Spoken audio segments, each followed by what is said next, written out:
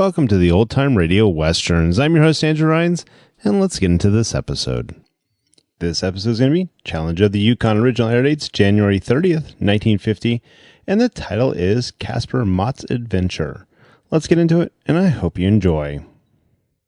Now, as gunshots echo across the wind-swept, snow-covered reaches of the wild Northwest, Quaker Puffed Wheat and Quaker Puffed Rice, the breakfast cereal shot from guns, present the Challenge of the Yukon. It's Yukon King, swiftest and strongest lead dog of the Northwest, blazing the trail for Sergeant Preston of the Northwest Mounted Police in his relentless pursuit of lawbreakers. On King, on you Huskies! Gold discovered in the Yukon. A stampede to the Klondike in the wild race for riches. Back to the days of the gold rush. With Quaker Puffed Wheat and Quaker Puffed Rice, bringing you the adventures of Sergeant Preston and his wonder dog, Yukon King, as they meet the Challenge of the Yukon.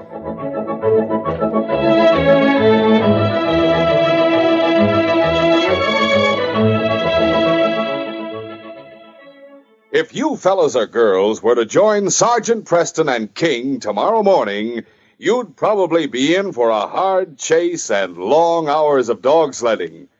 And for the stamina it takes, you'd want a good, nourishing He-Man breakfast.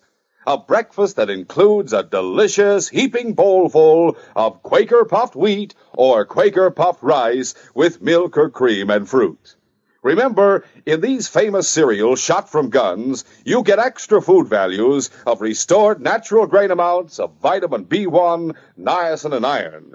Yes, for the nourishing breakfast cereal you love to eat, ask for Quaker Puffed Rice or Quaker Puffed Wheat.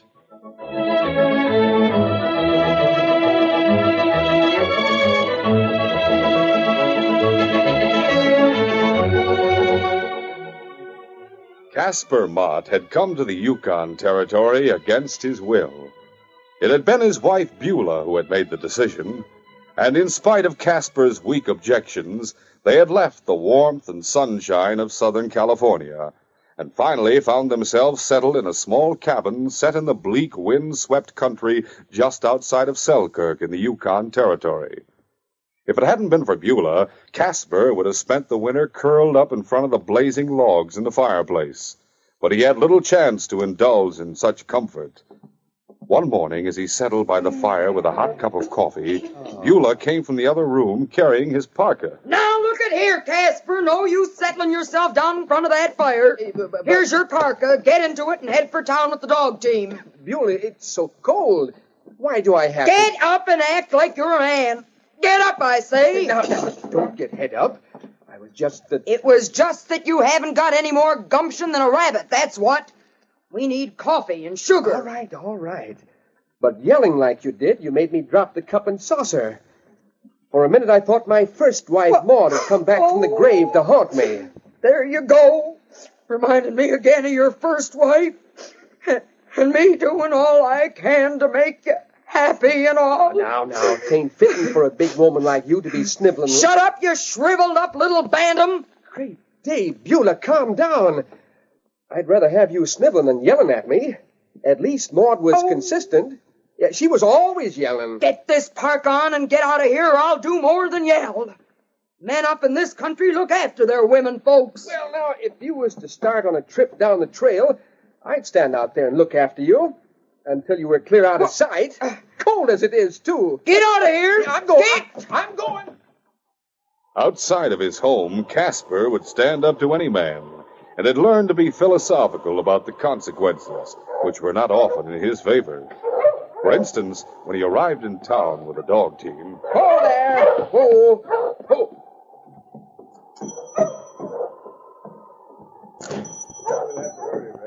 Yeah, that's right, Buck. Step aside, Ron. What?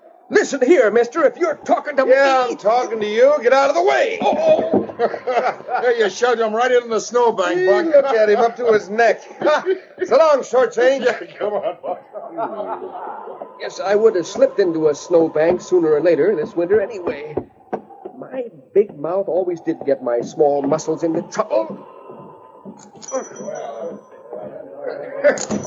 Man alive, Casper. You look like a snowman.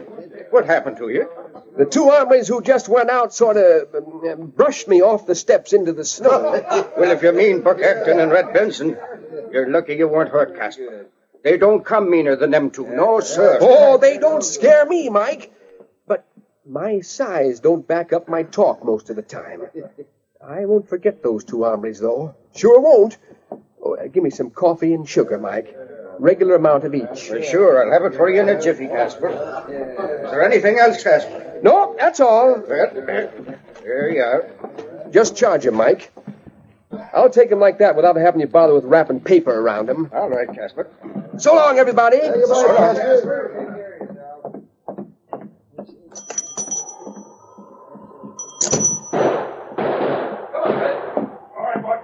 Great day. Something wrong down at the bank. Two masked men with guns coming this way. Hey, Red, let's take this sled. It'll save time getting the hidden one behind our cabin. You get on. Yeah. Well, this is like having a team and sled ready. Wait a minute. You can't take my team. Oh, get back in the snowbank where you belong. Just like before, up to his neck. Yeah, well, come on, let's get going quick. Right. Yeah, we had to run another block if it hadn't been for you, Shorty. Must. Come back. Wait. Hey, there they are. They're getting away. They have a dog sled waiting there. Help me out of this snowbank. Casper, just a minute. Hey, it's Casper Mott. Neck deep in the snow. Now, how did you come? Busted them robbers. Shoved me in here, that's how. They took my dog sled, too. Help me out. Here, I'll give you a hand. Yeah, that does it. Did you get a look at their faces, Casper? Yeah, they robbed the bank. They wore bandanas. I know all that. What bothers me is they got away with my dogs and sleds. Let's get to the constable right away and tell what we can about it. Come on. Let's go.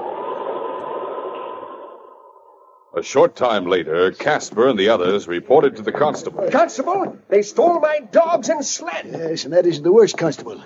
They held up the bank and got away with several $1,000. Well, who did now? What did they look like? Well, they wore bandanas, and they were both big fellas. No, one was short, the other heavy set. Oh, you're both wrong. Oh, no, wait a minute. All right, never mind. No one ever agrees about what crooks look like when something happens. Well, all I know is they came running up and took over my team and sled. When I started to object, one of them shoved me in the snow, just like before. Well, now, what do you mean, just like before? Well, you see, what... Uh-oh. It was them.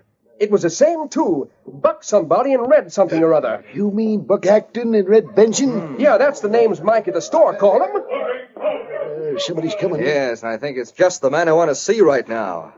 Sergeant Preston. I thought that was you stopping out front. Hello, George. Hi, What's Sergeant. happened? Well, Sergeant's this way. Bank's been robbed. Quickly, the constable told Sergeant Preston what had happened. Preston listened closely.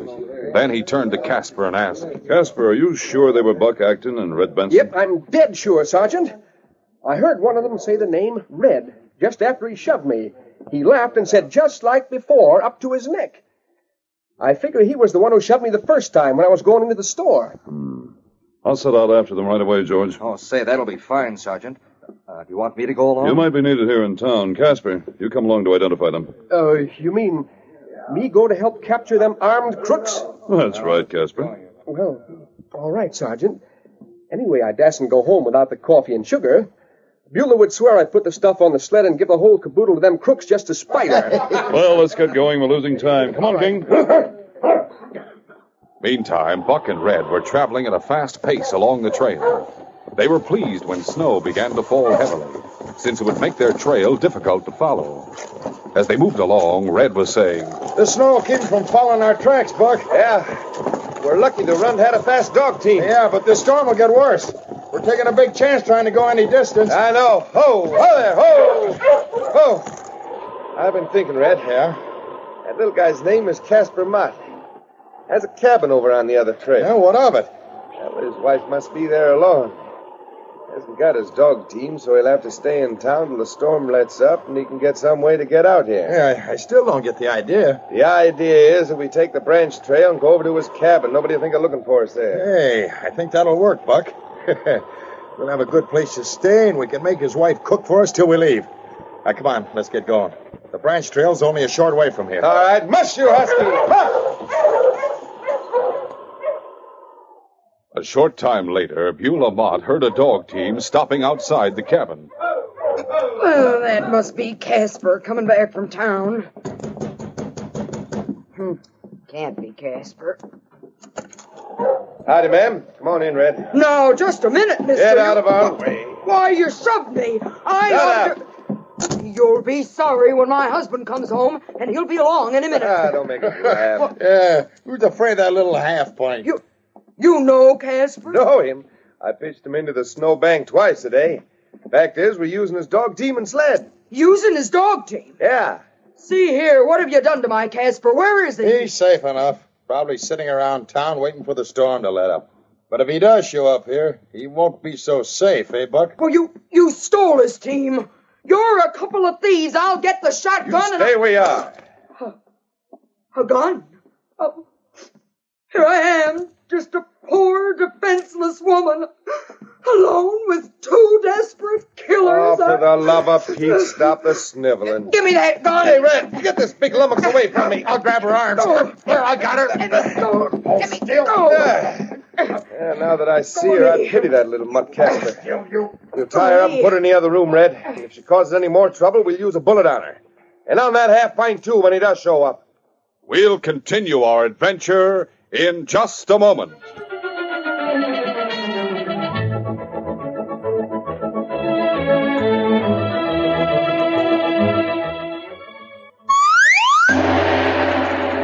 Wow, fellas and girls, look it.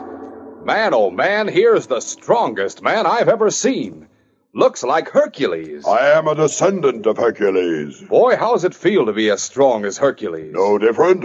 Gosh, I'll bet you eat a lot. 3 good meals a day. Gee. What's your favorite meal? Breakfast, naturally. Breakfast, huh? Say, ever eat Quaker puffed rice or Quaker puffed wheat? Do I? Every day. Oh, you like rice or wheat shot from guns? Nothing better. Boy, you must be champion Quaker puffed rice and wheat eater. By the case. What do you like best about them? Oh, they're big. Like me. About 8 times normal size. I'll bet you use lots of milk and cream. Got my own cow. Anything else you like about Quaker puffed rice and Quaker puffed wheat? That nut-like flavor. And they're good for you. That's right. A fella like you needs plenty of food energy. And rice or wheat shot from guns furnishes extra food values of restored natural grain amounts of vitamin B1, niacin, and iron. Any way you look at it, there's nothing like Quaker Puff rice and Quaker Puff wheat. Say, you're right. I guess you know Quaker puffed rice and Quaker puffed wheat are never sold in bags or bulk. To get the original, crisp, fresh rice or wheat shot from guns, you always buy the big red and blue packages with the smiling Quaker man on the front. That's your guarantee that you're getting the one and only Quaker puffed rice and Quaker puffed wheat shot from guns. Try 'em for breakfast tomorrow.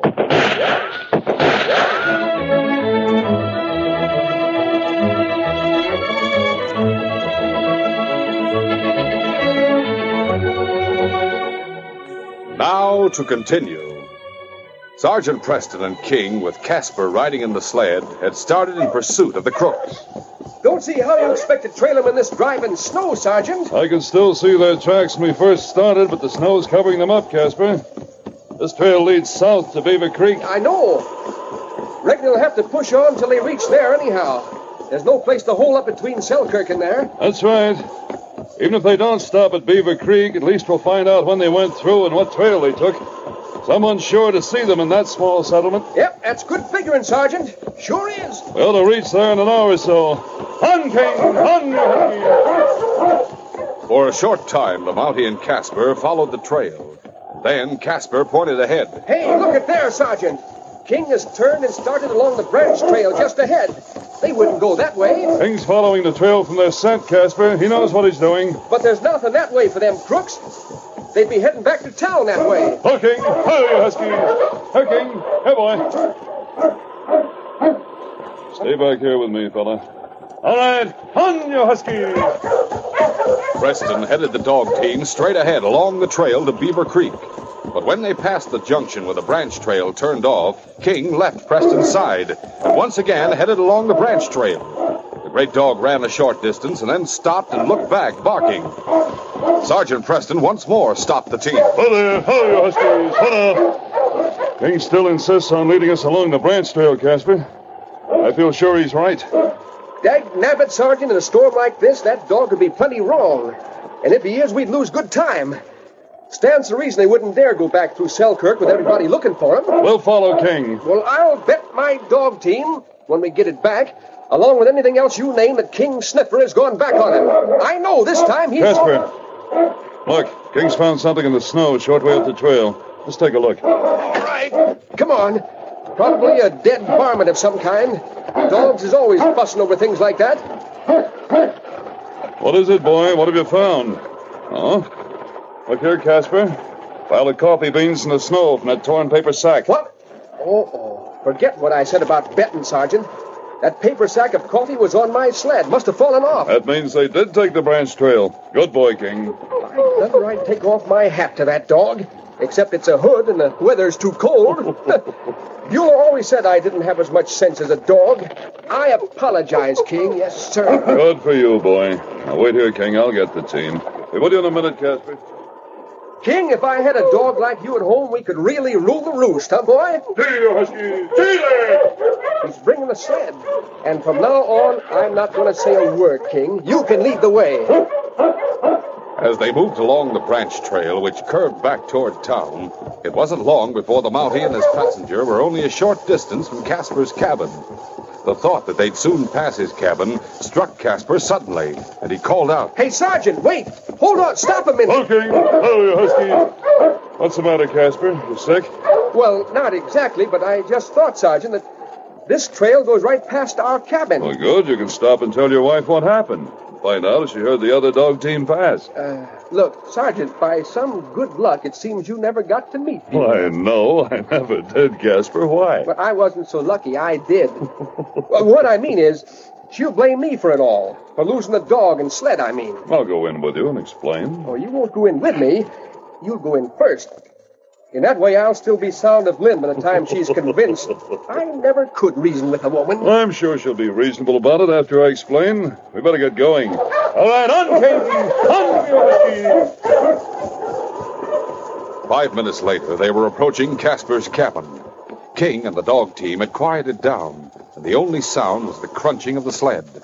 Suddenly, a sound was borne to them on the wind that caused Preston to halt the team once more. King. Oh, you husky. Come on now. You hear that, Casper? What? Listen. Sounds like dogs up yonder near my cabin. Yes, but all your dogs were stolen by those two. See, that's right. But my dogs used to quarrel like that when they got home. Casper, I have an idea those crooks were stopped at your cabin. Holy smoke. And with nobody to warn them about Beulah. Now, hold on, Casper. This is serious. They may harm your wife. They just as soon shoot a woman as they would a man. What? Jumping Juniper, I never thought of that. If they hurt my Beulah, I'll...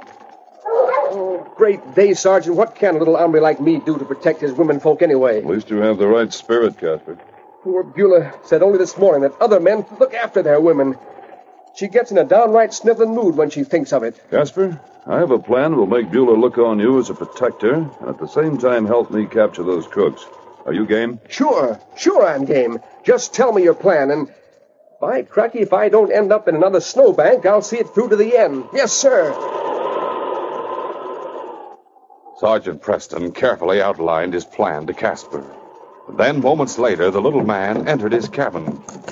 Hey, what the... Beulah, I'm home. Look, it's a run himself. Gosh, all fishhooks. I didn't expect to find you bank robbers here at my cabin. Hey, Buck, he must have recognized us in spite of the band. Oh, what of it? How'd you get here? Mr. Nothing could keep me from coming back home to look after my wife. Even if I had to fight a blizzard on foot to do it. What? Beulah. Never mind answering her. What I want to know is any hombre who'd hook up with a big female like that is crazy enough to do anything, Buck. The shrimp probably did come through the storm on foot at that. Now to put a bullet in him. Now, mister, no use waving that gun around. A little fella like me couldn't do you any harm. He's right, Buck. Put up the gun. What harm can that sawed-off run do? All right. We'll tie him up and put him back there with her. I don't reckon I like that very much, but it's better than being dunked in a snowbank. Like you already did to me twice, mister. I thought of that when I passed the snowbank about 50 feet from the cabin. It must be nigh to 10 feet deep. course, you couldn't dunk me in that without having to carry me there first, so I'm not worried. Oh, you're not, huh? Nope. Well, I reckon if you're going to tie me up, you might as Now, well... wait a minute. You know, Red, this short rib is acting so calm-like, I figure maybe he'd act different after he crawled out of a 10-foot snowbank. No, now, wait a minute, mister. Not that. Don't. Losing nerve already, huh? Go open the door, Red. I'm going to give this little guy one more dunking. And this time it'll be in snow that's plenty deep. Go ahead, Buck. I'll wait here till you bring him back. Come here, you. Let me go. Put me down. I'll put you down, all right. Close that door, Red. I'll be right back. Right, Buck. Don't. You... Ah, there's that snowbank. Suddenly, the figure of Sergeant Preston stepped behind Buck from his hiding place behind a snowdrift. Hold it. Hey, Put what? him down. Holding a gun on your back. Hey, listen, Keep quiet. It worked, Sergeant. I teased him into bringing me out here for a dunking. Here, Casper. Tie his hands behind his back with this piece of rawhide. Quiet, boy, quiet. I got his hands almost tied. That's so tight. There. Good. Now you get over there beside the cabin. Go on, walk. Meantime, I'll take your gun. All right, this is close enough. Call your friend. I won't do it. I said call him out here. My arm. I'll call him. Go ahead, then. Red. Hey, Red, come on out here. Inside the cabin, Red heard Buck call. As he started toward the door, he glanced out the window and caught sight of Preston standing with a gun at Buck's back. Red turned and hurriedly went out the back way, and with gun in hand, crept along the side of the cabin. Sergeant Preston, Casper, and Buck were watching the front door. Buck was saying, Guess you didn't hear me. Call again. Hey, Red, come here. All right, Mounty, I got you covered. Drop that gun. Drop it, I say. Hey, he tricked you. He's at the corner of the cabin behind you. Now, you better do like he said. For a moment, Preston stood holding the gun. Then, realizing that Red could shoot before he could turn, the Mountie spoke. All right. There's my gun. Now, Buck, cut that gun off his lanyard. Sure. Uh-oh, this is bad. You're darn right it is, short stuff. I'm going to put a bullet in this Mountie's back first, and then we'll settle with you. As Red stood close behind him with a gun ready to shoot, Sergeant Preston realized death was near. He knew he had only seconds in which to act, and thoughts raced through his mind like lightning. He recalled a trick learned during his police training that was planned for such a spot as this. It was a chance, and he took it. With a sudden swing of his body, the elbow of his raised right arm struck Red's gun arm, and then Preston's left fist met Red's chin in a smashing blow. As Red went down, the gun flew from his hand, landing a short distance away. Sergeant Preston jumped Red and grappled with him. I'll let you get up. I'll still fix you. No. As the two men got to their feet and fought desperately, Buck, whose hands had been tied by Casper, made a superhuman effort to loosen them. Finally, the knot loosened and his hands came free. He lunged at Casper. Hey, no! As the big man lunged, Casper, by chance, landed a solid blow on Buck's chin. No! Buck went down. Holy smoke, how'd I ever come to do that? Guess I didn't know my own strength. For a moment, Casper stood looking at Buck in amazement, until a shout from Preston brought him to. Casper, get the gun I dropped. Yep, I'll get it. Use it to cover Buck. I got it. Picking up the gun, Casper stood over Buck, keeping him covered as Sergeant Preston fought with Red. I'll get you, Mountie. No, you don't. During the commotion, the great dog King raced to the scene, ready to help. The intelligent dog stood and watched, waiting for a signal from Preston to enter the fray. But King could see that Preston was gaining the upper hand and had control of the situation. He watched, growling. This will settle you. I had enough. Wait, no more. Get up. I had enough. Get over there with your friend. Make us run. Let me get up, will you? All right, let him up, Casper, but keep them covered. Hey, King. Watch him, fella. All right, you two, we'll all go inside now. Get going. A few moments later, the group stood inside the cabin. Preston quickly searched both of the men and found part of the bank money. The balance he found in their parkas. This money proves your guilt. You can't prove anything. Shut up! I heard you admit you held up the bank. I bet Bueller heard it, too. You were talking plenty loud. Oh, by the way, Casper, take Buck in the other room with a gun at his back and make him untie Bueller. I'll be near, and so will King, so we can't pull anything. Go ahead, Casper. Get going. Into the back room. Casper! Oh, Casper, it's you. Sure. Who'd you expect, Bueller? Now, you untie my wife and be quick about it before I let go with a bullet. Ah, if it wasn't for that... Shut up and get busy, or I lose my temper. Now the cord on her ankles. Go on. Hey, that might go off. Yep, it might at that. There. Oh, Casper, you act so masterful, and I heard what you said out there about coming to take care of me. Uh-huh. Of course, it ain't nothing to snivel about, Beulah. I did have a Mountie follow me here, just in case. Now let's get to the other room. Sergeant, this here is my wife, Beulah. Good afternoon, Mrs. Mott. From the things Casper said about you, I've been looking forward to meeting you. Oh, Sergeant, here Casper goes around saying nice things about me, and all the time Well, from now on, Casper, things will be different. Just to think you can look after me. Oh, stop that chatter. This little He phantom tricked couldn't... you, Acton, by getting you to take him outside where I was waiting. I suggest you keep your mouth shut from now on. I sure appreciate your help, Sergeant. King and I appreciate yours, Casper. I know that you and your wife will be very happy from now on. Oh, of course we'll be happy, won't we, Casper? I reckon even King could tell you what my answer is to that, Beulah. Well, couldn't you, fella? King and I'll take these cooks back to Selkirk now. Won't be long before we can say this case is closed.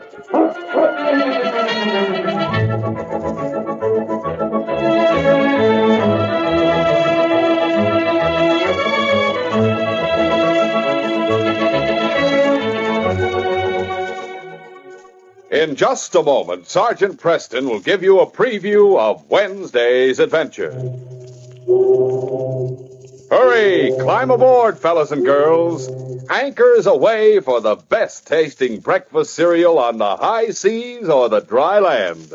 Yes, the cereal shot from guns. The one and only Quaker Puffed Rice and Quaker Puffed Wheat. When you pour out a heaping bowlful, topped with milk or cream and fruit, your mouth just waters for a taste. And every bite of those crisp, king-size kernels, every taste of that tantalizing, nut-like flavor makes you want more and more. Be sure that both those red and blue packages of delicious, nourishing Quaker Puffed Wheat and Quaker Puffed Rice are on your breakfast table tomorrow morning. Remember, they're never sold in bags or bulk.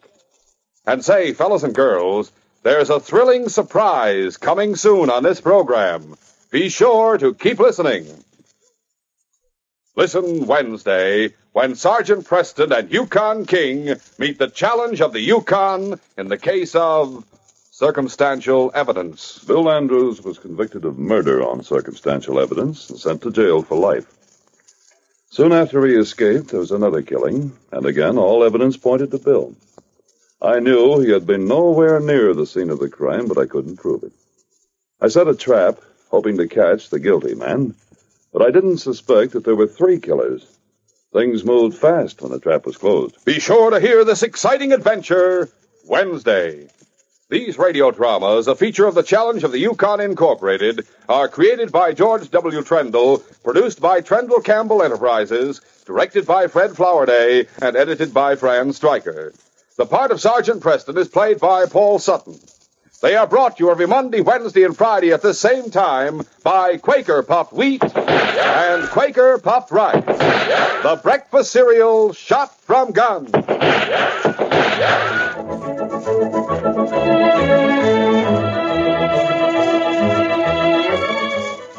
Your best bet for hot breakfast is Quaker Oats. The giant of the cereals is Quaker Oats. Delicious, nutritious, makes you feel ambitious. The giant of the cereals is Quaker Oats. Yes, if you want to be a star in sports and school activities, make your hot cereal Quaker Oats. 'Cause Quaker Oats helps grow the stars of the future. You get more growth, more endurance from oatmeal than from any other whole grain cereal. Remember, Quaker and Mother's Oats are the same.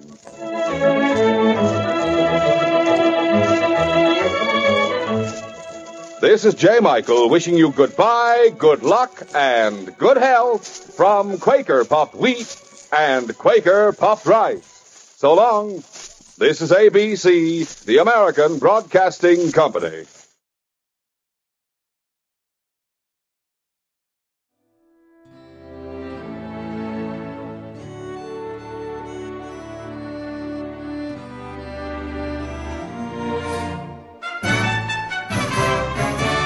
This has been a presentation of OTRWesterns.com, and we hope you enjoyed. Please take some time to like and rate our shows in your favorite podcast application. Follow us on Facebook by going to OTRWesterns.com/Facebook. Join in the conversation by going to OTRWesterns.com/Discord. And don't forget to send us an email, podcast@OTRWesterns.com. This episode is copyright under the Attribution Non-Commercial Share Alike copyright. For more information, go to OTRWesterns.com/copyright. Have a great day, and again, thanks for listening.